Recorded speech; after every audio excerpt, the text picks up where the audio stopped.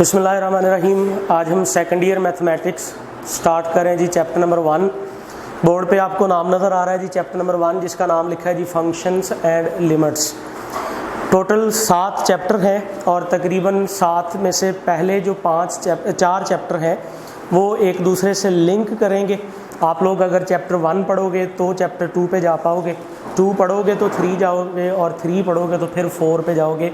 यानी ये एक दूसरे के साथ आप कह सकते हैं कि एक दूसरे के कम्प्लीमेंटरी चैप्टर हैं। ठीक है जी। अब बात करते हैं जी हमारे चैप्टर नंबर 1 को हम स्टार्ट करेंगे फंक्शन एंड लिमिट में। सबसे पहले हम बात करेंगे कि ये फंक्शन, इससे क्या मुराद होती है। फंक्शन बेसिकली एक जर्मन मैथमेटिशियन था, लेबनीज नाम उसका था, उसने ये टर्म इंट्रोड्यूस करवाई थी। ये एक तरीकाकार था जिसके अंदर आप एक वेरिएबल की डिपेंडेंस को दूसरे वेरिएबल की डिपेंडेंस शो करते हैं। मसलन जैसे हम ये कहना चाहते हैं कि y की वैल्यू x पे डिपेंड करती है तो इसको मैथमेटिक्स फंक्शन की ज़ुबान में कहेंगे y is the function of x। तो इसका मतलब ये होगा कि जो y है उसकी जो वैल्यू है वो x पे डिपेंड करती है। तो डिपेंडेंस ज़ाहिर करने के लिए हमने एक टर्म इंट्रोड्यूस करवाई है जिसको हम फंक्शन का नाम देते हैं। अब इसकी बाकायदा डेफिनेशन क्या है जी, फंक्शन किसे कहते हैं। तो हम कह सकते हैं it is a rule, it is a rule that relates two sets in such a way that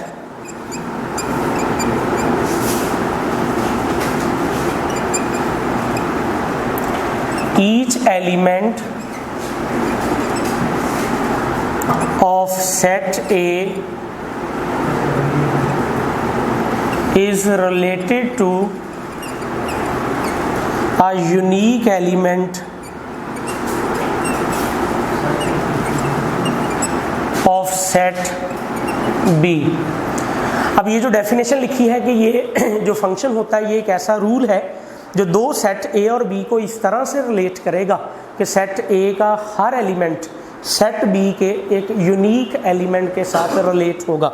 अब ये जो डेफिनेशन है इसको अगर हम मैप ड्रॉ करके मैपिंग से बात करें तो मान लीजिए जी हमारे पास ये एक सेट ए है और ये कह लें जी ये हमारे पास एक सेट बी है।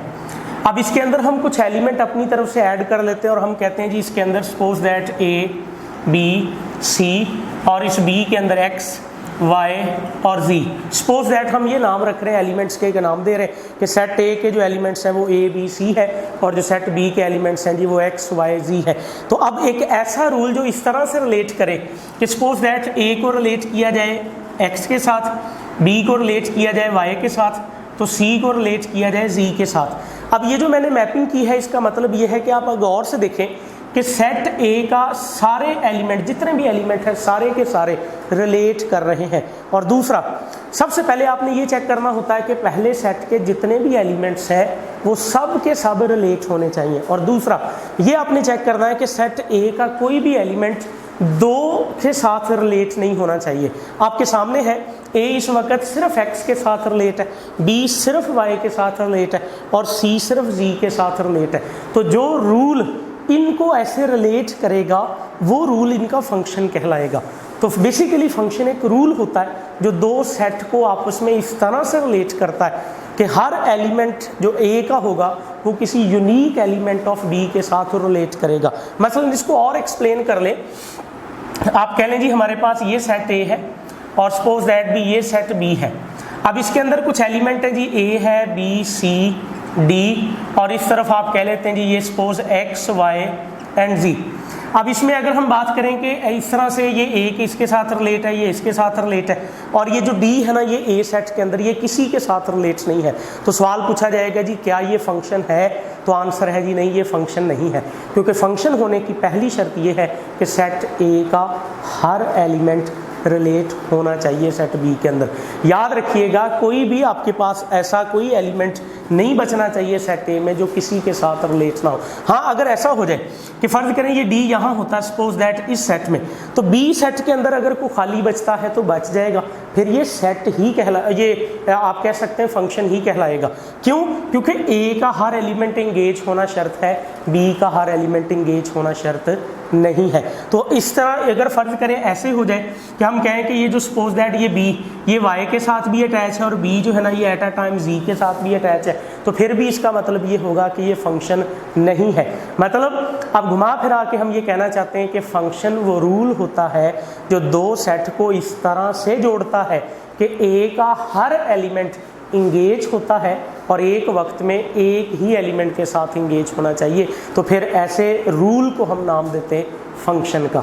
मसलन अब इसको आप क्लियर कर लें इस तरह से, आप जर्नल वर्ड लिखने की बजाय आप नाम यहाँ पे लिख दें, डिजिट्स लिख दें और यूँ कह लें जी सपोज दैट इस तरफ है जी 2 है, फिर 3 है, 4 है, और इस तरफ अगर एलिमेंट के साथ अगर हम बात करें सपोज दैट यहाँ लिखा है जी ये 4 है, ये 9 है, ये 16 है, तो हम कह सकते हैं कि सपोज ये 2 इसके साथ रिलेट है, ये इसके साथ रिलेट है और ये इसके साथ रिलेट है।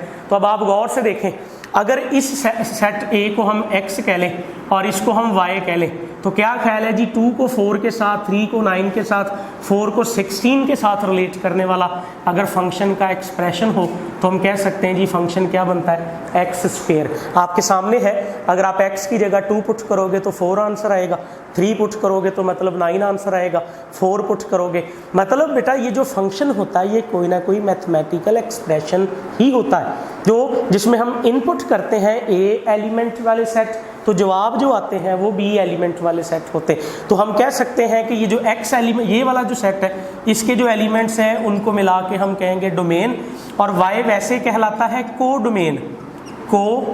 डोमेन। लेकिन उसमें से जो जो एलिमेंट अटैच होते हैं उन एलिमेंट्स का अगर हम सेट बनाएंगे तो उसको हम रेंज का नाम देंगे, रेंज। तो उस सेट के लिए हम लफ्ज़ इस्तेमाल करेंगे रेंज। अब सारी बात को अगर हम समरी में बयान करें तो आपने 2 बातें याद करनी है। सबसे पहले ये जो फंक्शन का लफ्ज़ है ये किसने इंट्रोड्यूस करवाया था? एक जर्मन मैथमेटिशियन था जिसका नाम था जी लेबनीज, उसने ये फंक्शन की टर्म इंट्रोड्यूस करवाई थी। दूसरा, ये फंक्शन है क्या? सर फंक्शन एक रूल होता है, एक ऐसा आप कह सकते हैं कॉरस्पॉन्डेंस होती है जो दो सेट को आपस में जोड़ता है और इस तरह से जोड़ता है कि ए सेट का हर एलिमेंट इंगेज होगा और होगा भी एक वक्त में एक एलिमेंट यानी यूनिक एलिमेंट के साथ इंगेज होगा। तो ऐसा रूल जो एक एलिमेंट के सेट को बी के साथ जोड़ दे उस रूल को फंक्शन कहा जाएगा। और जो हमारा पहला सेट होगा उसके सारे एलिमेंट्स को मिला के जो सेट बनेगा उसे हम अपने फंक्शन की डोमेन कहेंगे। और वाई, देखिए वाई सारे को अगर कहे तो को डोमेन है, ठीक है जी। जैसे मसलन मिसाल के तौर पे यहाँ 15 भी लिखा हुआ है, तो अब ये मिला के सारे का सारा को डोमेन है, लेकिन इसमें से रेंज उसको कहना है जो इंगेज है, यानी 4, 9, 16 इसको मिला के हमने रेंज कहना है। लेकिन अगर 15 भी शामिल कर रहे हैं तो फिर उसे को डोमेन कहते हैं। वो किसी के साथ इंगेज तो नहीं है लेकिन वो को डोमेन का एलिमेंट कहलाएगा। और आखिरी बात यह है कि हम फंक्शन होने को इस तरह से डिनोट करते हैं normally, Y is the function of x। तो इसका मतलब ये होता है कि जब भी हम ऐसे लिखा करेंगे y is the function of x, तो हम ये लिखा करेंगे कि x हमारी इनपुट है, ठीक है जी। ये हमारी वो एलिमेंट्स है जिसको हमने डोमेन सेट में लिख रहे हैं, और ये y जो है ये वाला ये हमारी आउटपुट है जिसको हम रेंज के सेट में लिखेंगे। और सब लोग याद रखेंगे कि अगर y is equal to f of x लिखा जाए तो इसमें ये जो x होगा इसको हम इंडिपेंडेंट वेरिएबल का नाम देते हैं, और ये जो y होता है इसको हम डिपेंडेंट वेरिएबल कहते हैं। तो अब आप लोग इस तरह से भी याद रखेंगे कि जब भी हम लिखा करेंगे y is the function of x, तो इसका एक मतलब ये हुआ करेगा कि जो y की वैल्यू है वो किस पे डिपेंड करती है, x पे डिपेंड करती है। तो हम आज के लेक्चर को इस बात पे कंक्लूड कर रहे हैं कि एक वेरिएबल की डिपेंडेंस दूसरे पे दिखाने का ये एक तरीकाकार है कि हम उसे फंक्शन की शक्ल में लिख दें। तो फंक्शन की शक्ल में लिखना असल में इस बात की अलामत होता है कि इस y की जो वैल्यू है वो इस x की वैल्यू पे डिपेंड करती है। तो एक वेरिएबल की डिपेंडेंस दूसरे वेरिएबल पे दिखाना हो तो उसे फंक्शन के साथ रिलेट कर दिया जाता है। ओके, ये आज का लेक्चर है जी, इसको आप लोगों ने एज अ डेफिनेशन आपकी टेक्स्ट बुक पे फंक्शन की डेफिनेशन लिखी हुई है और आपने इसे याद भी करना है। और किस साइंटिस्ट ने इसको इंट्रोड्यूस करवाया था ये भी आपका एक MCQ है, इसे भी आप लोगों ने याद रखना है। That's all.